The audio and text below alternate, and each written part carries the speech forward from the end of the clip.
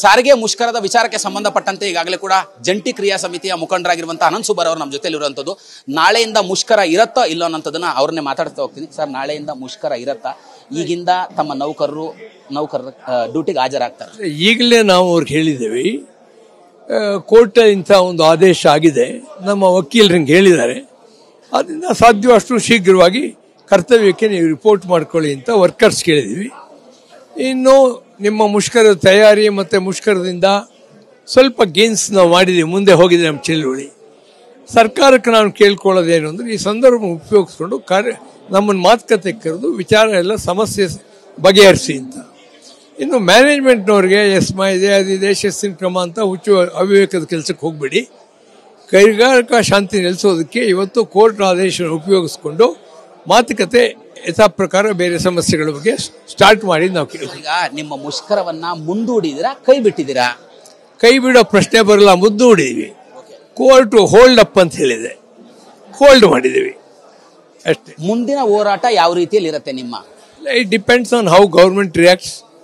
ಇವಾಗ ಸಿದ್ದರಾಮಯ್ಯನವರು ಅವರು ಮಿನಿಟ್ ಟು ಮಿನಿಟ್ ರಿಪೋರ್ಟ್ ತರಿಸ್ಕೊಂಡಿದ್ದಾರೆ, ಅವ್ರಿಗೆ ಕನ್ವಿನ್ಸ್ ಆಗಿರುತ್ತೆ ಯಾರ ಜೊತೆ ವರ್ಕರ್ಸ್ ಇದ್ದಾರೆ ಅಂಥೇಳಿ.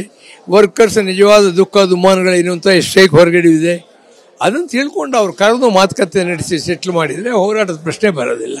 ನೌಕರರು ಈಗಾಗಲೇ ಗೊಂದಲದಲ್ಲಿರುವಂಥದ್ದು, ಡ್ಯೂಟಿಗೆ ಹೋಗ್ಬೇಕಾ ಡ್ಯೂಟಿಗೆ ಹೋಗಬಾರ್ದು ಅಂತ ಅವ್ರಿಗೆ ಏನು ಹೇಳ್ತೀರಾ?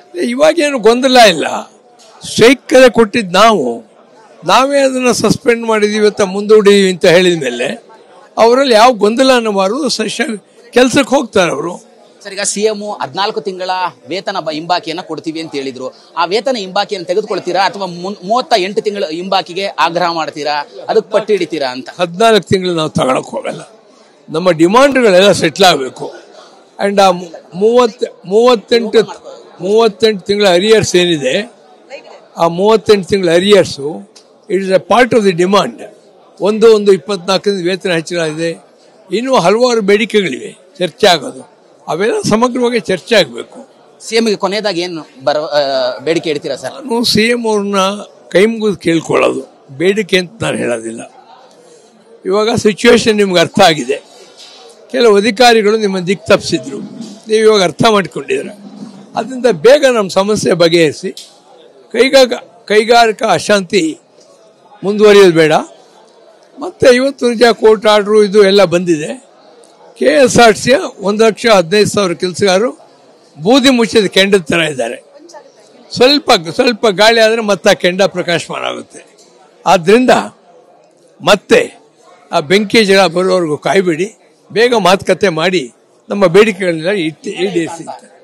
ಯಾವ ಹಿನ್ನಡೆ ಇಲ್ಲ, ಮುನ್ನಡೆ. 0 ಇದ್ದು 714 ಕೋಟಿಗೆ ಬಂದಿದ್ದೀವಿ. ಆ ಹೌಕ್ಯಾನ್ ಇಟ್ ಬಿ ಹಿನ್ನಡೆ? You tell me. ಇವಿಷ್ಟು ಕೂಡ ಸಾರಿಗೆ ಮುಷ್ಕರದ ವಿಚಾರಕ್ಕೆ ಸಂಬಂಧಪಟ್ಟಂತೆ ಅನಂತ್ ಸುಬ್ಬರ್ ಅವರು ಮತ್ತು ಕ್ಯಾಮರಾ ಪರ್ಸನ್ ಮುತ್ತು ಜೊತೆ ಕಿರಣ್ ಸೂರ್ಯ, TV9 ಬೆಂಗಳೂರು.